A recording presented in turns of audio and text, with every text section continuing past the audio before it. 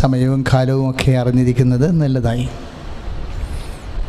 അതുകൊണ്ട് തന്നെ അനുഗ്രഹത്തിൻ്റെ കാലങ്ങൾ, അതാണ് നമ്മൾ ആരാധനയിലെ വിഷയമാക്കുന്നത്. അനുഗ്രഹത്തിൻ്റെ കാലങ്ങൾ എപ്പോഴൊക്കെയാണ് ദൈവാനുഗ്രഹം നമുക്ക് ലഭിക്കുന്നത്? ഏത് കാലത്താണ്, എങ്ങനെയാണ്, ഏത് കാലത്താണ് നമുക്ക് ദൈവാനുഗ്രഹം ലഭിക്കുന്നത്? എപ്പോഴാണ് ദൈവാനുഗ്രഹത്തിൻ്റെ ദൂതൻ എവിടെയാണ് പ്രത്യക്ഷപ്പെടുന്നത്? ദൈവാനുഗ്രഹത്തിൻ്റെ ദൂതൻ അനുഗ്രഹത്തിൻ്റെ കാലം വിളംബരം ചെയ്തുകൊണ്ട് എവിടെ എപ്പോൾ പ്രത്യക്ഷപ്പെടുന്നു? നമ്മുടെ ജീവിതത്തിൽ. അതാണ് നമ്മുടെ ശുശ്രൂഷയുടെ സന്ദേശ വിഷയം. സ്തുതിക്കട്ടെ. ഹല്ലേലൂയ, ഹല്ലേലൂയ, ഹല്ലേലൂയ, ഹല്ലേലൂയ,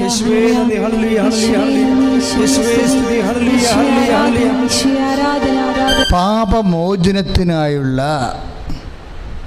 മർക്കോസിൻ്റെ സുവിശേഷം 1-ാം അധ്യായം 4-ാമത്തെ വാക്യം ഏറ്റുപറഞ്ഞ്, പാപമോചനത്തിനായുള്ള അനുതാപത്തിന്റെ ജ്ഞാനസ്നാനം പ്രസംഗിച്ചുകൊണ്ട് സ്നാപകയോഹന്നാൻ മരുഭൂമിയിൽ പ്രത്യക്ഷപ്പെട്ടു. നമ്മുടെ മരുഭൂമിയിൽ പ്രത്യക്ഷപ്പെടാനുള്ള സാധ്യതയുണ്ട്. ജീവിത മരുഭൂമിയിൽ കർത്താവിൻ്റെ വചനം എപ്പോഴും ഇങ്ങനെ വ്യത്യസ്തങ്ങളായ ദൈവ സന്ദേശങ്ങൾ നമ്മൾക്കിങ്ങനെ 110-ാം സങ്കീർത്തനം പറയണ പോലെ, അങ്ങയുടെ വചനം എൻ്റെ പാദങ്ങൾക്ക് ദീപവും പാതയിലെ പ്രകാശവുമാണ്. പാതയിലെ പ്രകാശം കാലത്തിനൊപ്പം ഇങ്ങനെ സഞ്ചരിച്ചു കൊണ്ടേയിരിക്കാം. കർത്താവിൻ്റെ ഓരോ വചനവും പ്രകാശത്തിൻ്റെ സ്രോതസ്സാണ്. അവിടുന്ന് ചുരുൾ നിവർത്തിയപ്പോൾ പ്രകാശം ചുരിഞ്ഞെന്ന് കർത്താവിൻ്റെ വചനത്തിലുണ്ട്. അതുകൊണ്ട് ഓരോ വചനവും, ദൈവത്തിൻ്റെ ഓരോ വചനവും കാലപ്രകാശമാണ്. ചിലപ്പോൾ ഇപ്പം നിങ്ങളുടെ മുമ്പിൽ പ്രകാശിക്കുന്ന വചനം ഏതാണ്? മരുഭൂമിയാണ്. മരുഭൂമിയിലാണ് ദൈവസാന്നിധ്യം പ്രത്യക്ഷപ്പെടുന്നത്. എങ്ങനെ? സ്നാപകൻ്റെ വേഷത്തിലെ, നമ്മുടെ മരുഭൂമിയിലെ സ്നാപകൻ്റെ വേഷത്തിലാണ് ആദ്യമായി ദൈവസാന്നിധ്യം പ്രത്യക്ഷപ്പെടുന്നത്. എന്നിട്ട് മരുഭൂമിയെ അതിജീവിക്കാനുള്ള വഴികൾ പറഞ്ഞു കൊടുക്കും. അതാണ് മർക്കോസിൻ്റെ സുവിശേഷം 1-ാം അധ്യായം 4-ാമത്തെ വാക്യം. എന്താ നമ്മൾ വായിച്ചത്? പാപമോചനത്തിനായുള്ള അനുതാപത്തിൻ്റെ ജ്ഞാനസ്നാനം പ്രസംഗിച്ചുകൊണ്ട് സ്നാപക യോഹന്നാൻ മരുഭൂമിയിൽ പ്രത്യക്ഷപ്പെട്ടു. അപ്പോൾ നമ്മുടെ ജീവിതം ഇപ്പോൾ ഡള്ളാണ്, മരുഭൂമിയുടെ അവസ്ഥയാണ്, രോഗമാണ്, വരുമാന മാർഗ്ഗമില്ല, സമാധാനം, സന്തോഷമില്ല, ഹൃദയത്തിന്, കുടുംബത്തിന് സമാധാനമില്ല. ഇങ്ങനെ ഒരു വല്ലാത്തൊരു മരുഭൂമി. പ്രത്യേകിച്ച് തണൽ മരങ്ങളൊന്നുമില്ല കയറി നിൽക്കാൻ.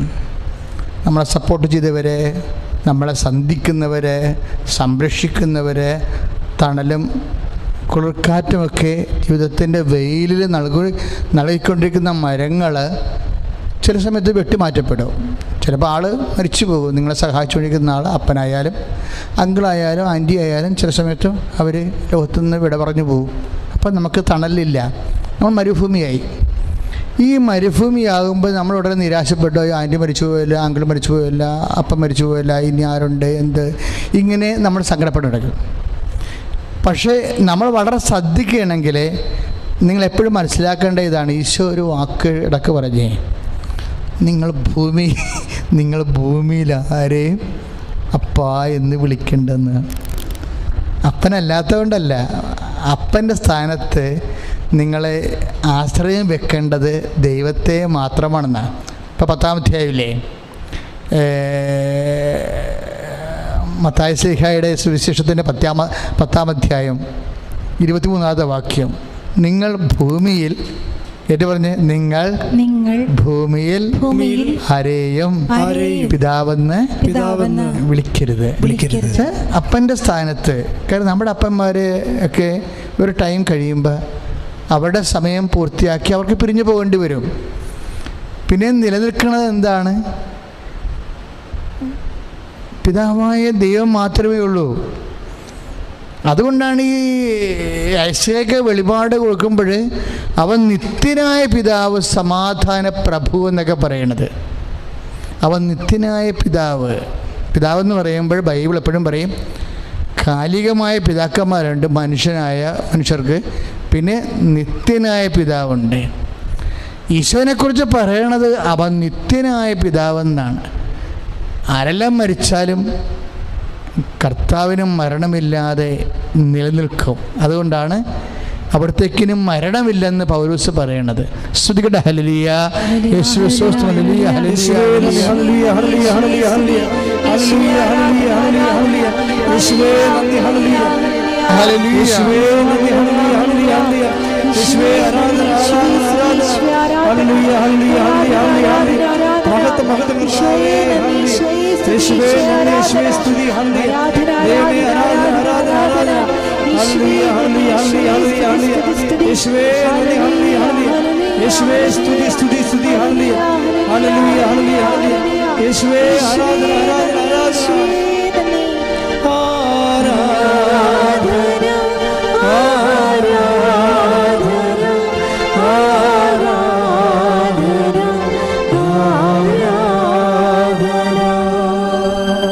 ഏശയ്യാ 9:6 ഇപ്പോൾ എഴുതി കാണിച്ചുകൊണ്ടിരിക്കുന്നത്. അവൻ നിത്യനായ പിതാവ്, സമാധാന പ്രഭു.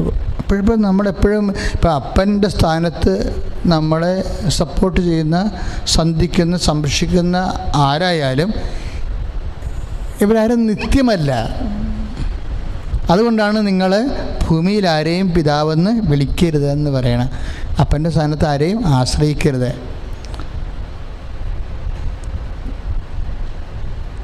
അതുകൊണ്ടാണ് നിത്യനായ പിതാവ്. ഇപ്പം ദൈവത്തിൽ ആശ്രയിക്കാത്തവർക്ക് ശൂന്യത ഉണ്ടാകാൻ സാധ്യതയുണ്ട്. മനുഷ്യന്മാരിങ്ങനെ വിയോഗം പ്രാപിച്ചു കഴിയുമ്പോൾ ഒന്നുമില്ലായ്മയാകും. ഇതാണ് മരുഭൂമി എന്ന് പറയണത്. ഇങ്ങനെ നിൻ്റെ ജീവിതത്തിൽ ഒരു മരുഭൂമിയാണ് ഇപ്പോഴെങ്കിൽ ഇതിനെ തരണം ചെയ്യാൻ, ഇത് ദൈവിക പദ്ധതിയുടെ ഭാഗമായിട്ടാണ് മരുഭൂമി വരേണ്ടത്. അല്ലാതെ ശാപമായിട്ടൊന്നുമില്ല, ഭാഗമായിട്ട് പദ്ധതിയുടെ ഭാഗമായിട്ടാണ്. അതുകൊണ്ടാണ് നമ്മൾ മർക്കോസ് 1:4 മരുഭൂമിയിൽ പ്രത്യക്ഷപ്പെടുന്നത് ആരാണ്? അനുതാപത്തിൻ്റെ ജ്ഞാനസ്നാനം പ്രസംഗിച്ചുകൊണ്ട് യോഹന്നാൻ മരുഭൂമിയിൽ പ്രത്യക്ഷപ്പെട്ടു. അനുതാപത്തിൻ്റെ ഇപ്പം മരുഭൂമിയിൽ നമുക്ക് ചെയ്യാവുന്ന ഏറ്റവും വലിയ കാര്യം എന്താണ്? അനുതാപമാണ്. മരുഭൂമിയെ അതിജീവിക്കാനുള്ള ഇപ്പം ഒരു തണലില്ലാത്ത അവസ്ഥ രോഗമാണ്. ഇപ്പം ചില പറഞ്ഞില്ല അച്ഛാ രോഗം വന്നു കഴിഞ്ഞാൽ ചെറിയ മനുഷ്യരല്ല, വലിയ മനുഷ്യർക്കും രോഗങ്ങളെ. ഇപ്പോൾ ഇന്ത്യയിൽ തന്നെ എത്രയോ വലിയ സെലിബ്രിറ്റികൾക്ക് ഈ രോഗം വന്നു അല്ലേ? കുറേ പേരൊക്കെ രക്ഷപ്പെട്ടു, ദൈവത്തിന് നന്ദി. പക്ഷേ എന്താ പ്രശ്നം വെച്ച് കഴിഞ്ഞാൽ ഇങ്ങനെയുള്ളൊരു കാലം ആർക്കും ഒഴിവാക്കാൻ പറ്റത്തില്ലെന്ന് മനസ്സിലായില്ലേ? ആർക്കും ഒഴിവാക്കാൻ പറ്റത്തില്ല, ഏതെങ്കിലും ഒരു മരുഭൂമിക്കാലം. പക്ഷേ ഈ കാലം വരുമ്പോൾ നമുക്ക് ചെയ്യാവുള്ളത് എന്താണ്? മരുഭൂമിയിൽ എപ്പോഴും വരണത് ആരാണ്? അനുദപിക്കാൻ. നീ ദൈവപൈതലാണെങ്കിൽ നിനക്ക് ചെയ്യാവുന്ന ഏറ്റവും വലിയ കാര്യം എന്താണ്? അനുദപിക്കുക. അതാണ് അനുതാപത്തിൻ്റെ ജ്ഞാനസ്നാനം പ്രസംഗിച്ചുകൊണ്ട് വിശുദ്ധ സ്നാപക യോഹന്നാൻ മരുഭൂമിയിൽ പ്രത്യക്ഷപ്പെട്ടു. അനുതാപത്തോടുകൂടി. അനുതാപം എന്ന് പറയുമ്പോൾ നമുക്കറിയാമല്ലോ, ചുമ്മാ നമ്മൾ പാപത്തെക്കുറിച്ചുള്ള ഒരു ദുഃഖവും സങ്കടവും അല്ല ഉദ്ദേശിക്കുന്നത്. അനുതാപത്തിന് എപ്പോഴും അനുതാപത്തിൻ്റെ പ്രവർത്തികളുണ്ട്. ശ്രുതികട. ഹല്ലേലൂയ. യേശുവേ സ്തോത്രം. ഹല്ലേലൂയ.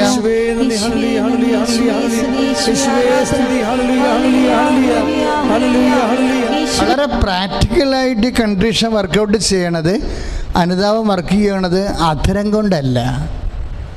അനുതാപത്തിൻ്റെ പ്രവർത്തികളുണ്ട്. അതിലൂടെ നമ്മൾ ആത്മാർത്ഥത കാണിച്ചു കഴിഞ്ഞാൽ തീർച്ചയായിട്ടും ദൈവം ആരാണെന്ന് നിനക്കറിയാൻ പറ്റും. ഈ നമുക്കറിയാം സുവിശേഷം എഴുതപ്പെട്ടിരിക്കുന്നത് തന്നെ ആർക്ക് വേണ്ടിയാണ്? ബൈബിള് എന്ന് പറഞ്ഞാൽ ഉടനെ പറയാം ക്രിസ്ത്യാനികളുടെ വേദപുസ്തകം അല്ലേ. ദൈവം ഒന്നേ ഉള്ളൂ, വേദപുസ്തകം ഒന്നേ ഉള്ളൂ.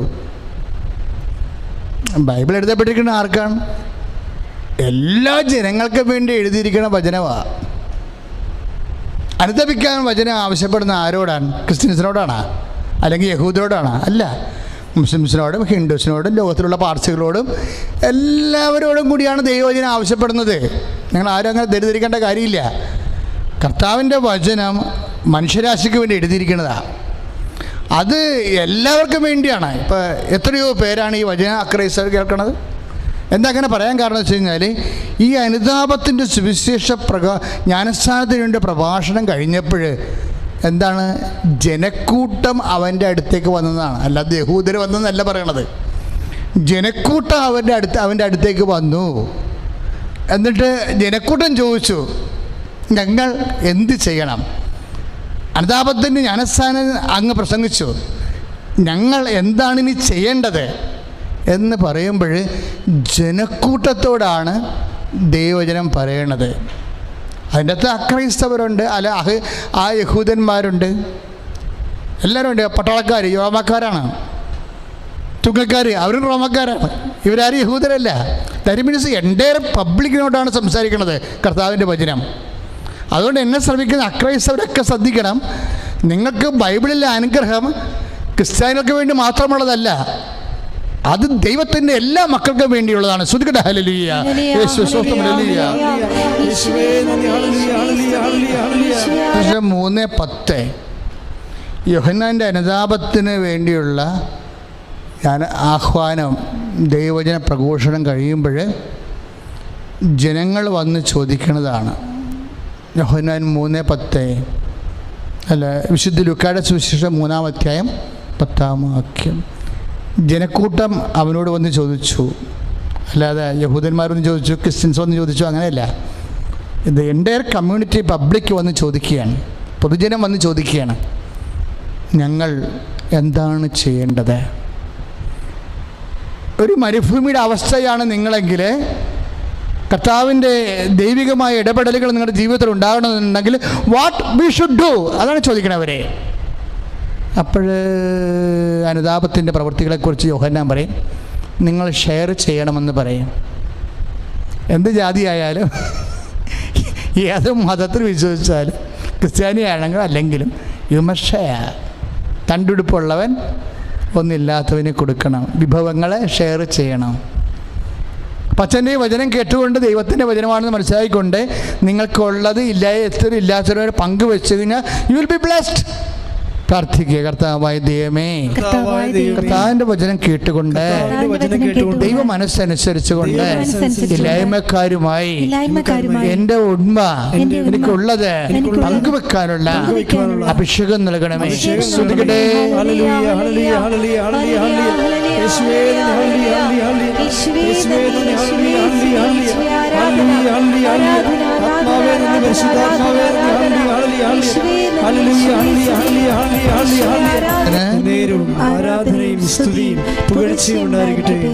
ഇപ്പോൾ ഭക്ഷണം എന്ന് പറയുമ്പോൾ നിങ്ങൾ ഒരു നേരത്തെ ഭക്ഷണം വാങ്ങിച്ചു കൊടുക്കണമല്ല വിഷയം. ഇപ്പോൾ ദ മീൻസ് ഓഫ് ലൈവ്ലിഹുഡ് എല്ലാം അതിൻ്റെ അകത്തുള്ളതാണ്. ഇപ്പോൾ നമ്മൾ ഒരുത്തന്നെ ജോലി വാങ്ങിച്ചു കൊടുത്തു, അപ്പോൾ അല്ലെങ്കിൽ ജോലി വാങ്ങിച്ചു കൊടുക്കാനുള്ള കാര്യങ്ങൾ പറഞ്ഞു കൊടുത്തു. ഇപ്പോൾ ഒരു PSC ടെസ്റ്റ് തന്നെ അവർ മറന്നിരിക്കുകയാണ്, നമ്മൾ പറഞ്ഞു കൊടുക്കുകയാണെന്നുണ്ടെങ്കിൽ അടുത്ത അനുതാപ പ്രവർത്തനമാണ്. ഒരു നേഴ്സിംഗ് പരീക്ഷ വരുന്നു, അത് മറന്നിരിക്കുന്നവരെ നിങ്ങൾ അറ്റൻഡ് ചെയ്യണില്ലേ, നിങ്ങൾ എഴുതണില്ലേ എന്ന് ചോദിക്കുമ്പോൾ നമ്മൾ ഭക്ഷണത്തിനുള്ള മാർഗം കാണിച്ചു കൊടുക്കുകയാണ്. അതെല്ലാം എന്നിട്ട് ദൈവനാമത്തിൽ അനുഗ്രഹം പ്രാപിക്കാനുള്ള വഴികളാണ് അച്ഛൻ പറയണത്. ഭക്ഷണം ഇല്ലാത്തവർക്ക് ഭക്ഷണം കൊടുക്കാൻ പറയുമ്പോൾ ഭക്ഷണത്തിനുള്ള വഴികൾ കാണിച്ചു കൊടുക്കണം. അല്ല ഒരു നേരത്തെ ഭക്ഷണം വാങ്ങിച്ചു കൊടുക്കണമല്ല വിഷയം. ഏതെല്ലാം മാർഗത്തിലൂടെ ആ കുടുംബത്തെ കരകയറ്റി കൊണ്ടുവരാൻ പറ്റും അത് കാണിച്ചു കൊടുക്കണം. അത് ദൈവനാമത്തിലാകുമ്പോൾ അത് അനുതാപത്തിൻ്റെ പ്രവർത്തനമാകും. ശ്രുതികട ഹല്ലേലൂയ, യേശുവേ സ്തോത്രം, ഹല്ലേലൂയ.